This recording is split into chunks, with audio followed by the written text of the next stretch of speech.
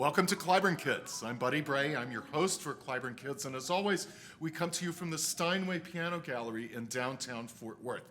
But there's a twist to this episode because there's not going to be as much piano in it, even though there are pianos all around us. We have an instrument that you've not seen yet that we're going to talk about today, and we have a new friend to introduce you to. Also, welcome to Bridget Kibbey.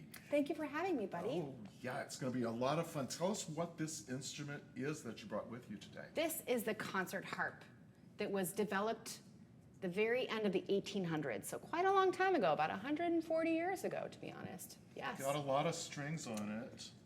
It's a lot of strings. It's kind of like when you look and peer inside the piano and you were to go whah across those strings, but someone just picked that inside of the piano up and put it on its side. Okay, so I'm glad you brought that up because on a piano we do have all those strings, but we also have a mechanism which causes hammers to come up and hit those strings, and that's how the sound is made. That's why we have keys and everything. So I don't see any hammers or keys here. How do you make sound come out of Buddy, I'm so glad you asked that because the reason I love playing the harp so much is the fact that I get to use my fingertips directly on the strings to make the sound. And I can decide how I want to pluck the strings, whether I want it to be gentle or fierce or happy or sad, all these different styles, just directly with the hands. I want to ask you how old you were when the harp came into your life. Sure. Did you play other instruments before the harp? Or? Yes, when I was 3 years old, I started the piano, and then I was attending a little country church in the middle of cornfields in Ohio, where I'm from.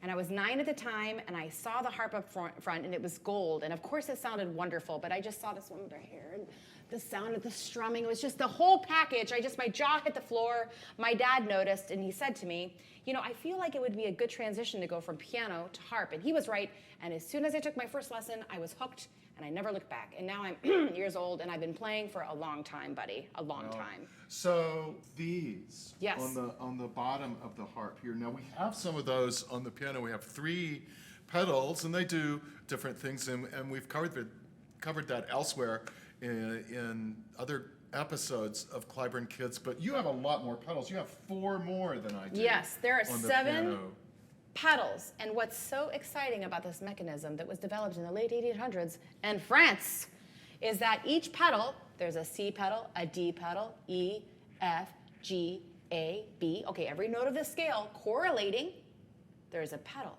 So basically this pedal you see here is attached to some pedal rods that are hidden by this lovely little column here that attach to these little guys at the top of the harp. Now, the short end of the answer is that basically it controls the pitch of the strings and the sound of the strings. So you'll hear how the string gets shorter and higher in pitch. Playing the same string, 3 different sounds. And that's all because of the feet and all because of the pedal action on the harp.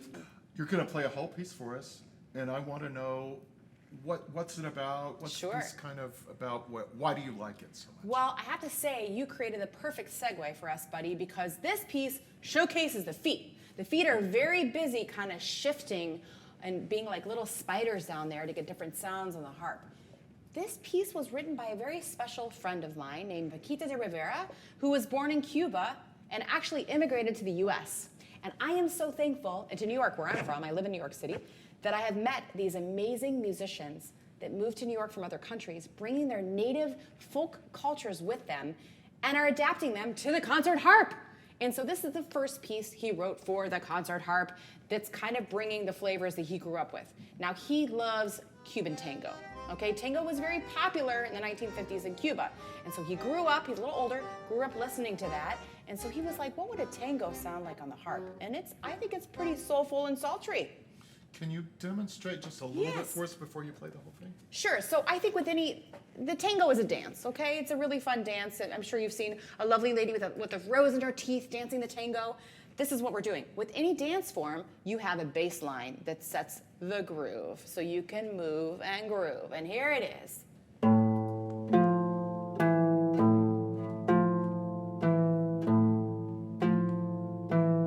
That's pretty cool, right? But what's exciting is that while my left hand is doing that, my right hand is doing something very different, okay? It's playing a melody.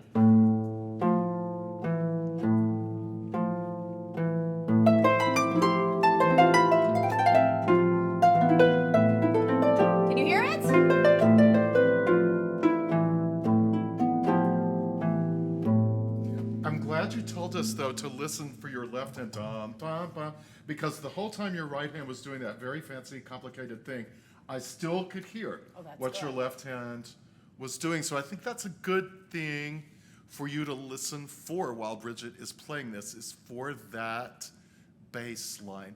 What else happens in this that we can listen for? The piece that I think is really exciting, so the main part, you hear that bass line, and then there's a real departure, and you're like, what's going on? Someone's taking a solo in the middle of the dance floor, the groove is gone, it's just exciting, and you just hear...